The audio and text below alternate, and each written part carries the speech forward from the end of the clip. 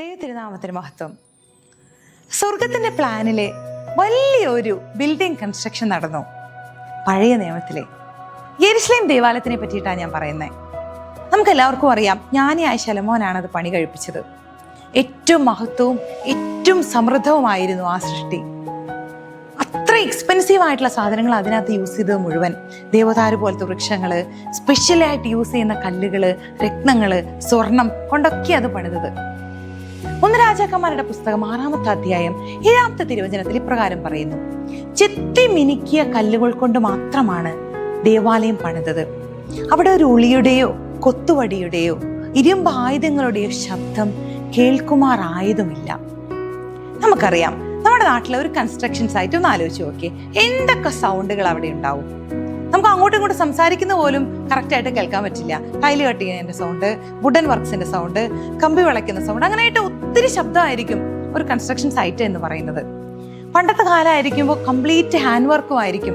അപ്പൊ എന്തൊക്കെ ശബ്ദങ്ങൾ അവിടെ കേൾക്കാൻ ഇടയാകും. പക്ഷേ അവിടെ നിശബ്ദമായിരുന്നു. അത് പരിശുദ്ധമായൊരു സ്ഥലമായതുകൊണ്ട് അവർ ആ സ്ഥലത്തിന് ആ പരിശുദ്ധി കൊടുത്തു. ഒരു ശബ്ദം പോലും അവിടെ കേൾക്കുമാറാക്കിയില്ല എന്നാണ് വചനം പറയുന്നത്. അപ്പൊ ആ സാധനങ്ങളെല്ലാം മറ്റൊരു സ്ഥലത്ത് പണിത് റെഡി ടു ഫിറ്റ് ആക്കിയിട്ട് ദേവാലയത്തിൽ കൊണ്ടുവന്ന് ഫിക്സ് ചെയ്യാണ് ചെയ്തത്.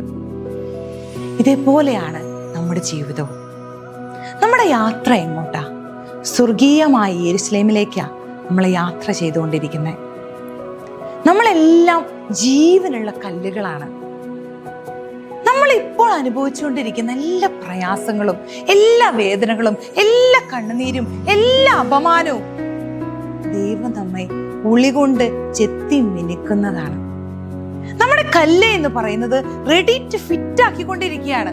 നമ്മൾ പറന്നുപോയി നമ്മൾ അലൗട്ട് ചെയ്തിരിക്കുന്ന ആ പ്ലേസിൽ നമ്മൾ ഫിക്സ് ആവണം. നമ്മുടെ നിത്യത അവിടെയാണ്.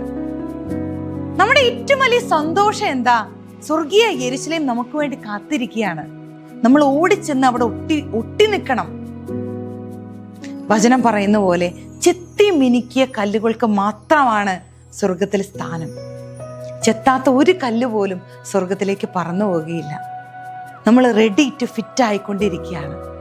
അതുകൊണ്ട് ധൈര്യമായിട്ട് നമുക്ക് സ്വർഗീയ കനാനിലേക്ക് ഉള്ള ഈ യാത്ര ദൈവത്തോടൊപ്പം സഞ്ചരിക്കാം. ആമേൻ.